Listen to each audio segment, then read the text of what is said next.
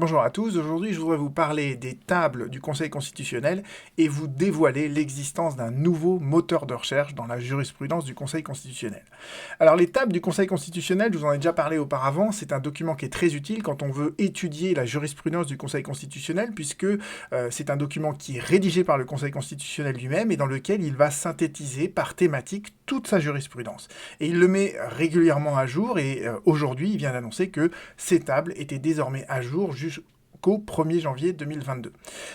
C'est un document que vous pouvez télécharger sur le site du Conseil constitutionnel. C'est un document PDF qui est un peu lourd puisqu'il fait 5000 pages, mais c'est un document qui est très utile. Et en même temps, il a l'inconvénient de ne pas être à jour en temps réel de la jurisprudence du Conseil constitutionnel. Et là, vous voyez qu'on est déjà à plus de 5 mois d'écart puisque nous sommes le 23 mai 2022 et les tables ne sont à jour qu'au 1er janvier. C'est la raison pour laquelle je me permets de vous présenter un nouveau moteur de recherche que j'ai créé avec une entreprise informatique. C'est le même moteur de recherche que j'utilise pour la jurisprudence de la Cour de cassation, sauf que là, cette fois, on l'a focalisé sur une autre base de données qui est celle qui sont toutes les décisions du Conseil constitutionnel. Et je vous ai mis en fait là un petit exemple de requête que l'on peut formuler. Et quand vous lancez ce type de requête, eh bien, vous avez toutes les décisions du Conseil constitutionnel qui apparaissent comme ça à la file les unes des autres. Vous pouvez scroller à l'infini pour faire une recherche de jurisprudence, donc c'est quelque chose de très pratique.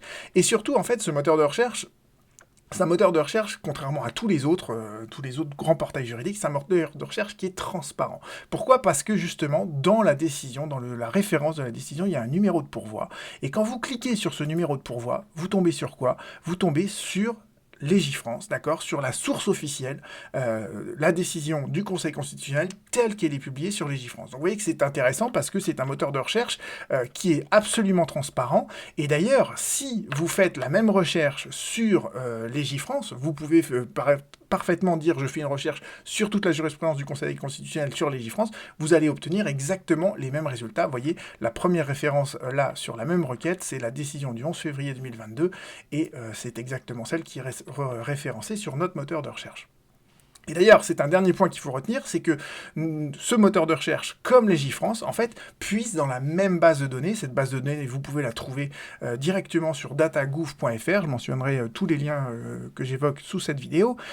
Et donc, en fait, vous voyez que quand Légifrance est à jour parce que cette base de données a été modifiée, eh bien nous aussi, en temps réel, on est à jour de toutes ces modifications aussi. Donc voilà, c'est un moteur de recherche que je vous dévoile pour la première fois. N'hésitez pas à l'utiliser, à faire joujou avec, comme moi je le fais depuis maintenant plusieurs années avec la jurisprudence de la Cour de casse. Je vous mentionnerai donc le lien vers ce nouveau moteur de recherche et je vous reparlerai de tout ça, de comment l'utiliser bientôt, avec notamment la puissance des opérateurs booléens qui permet de faire des recherches qui sont très précises. On en reparle bientôt. Au revoir.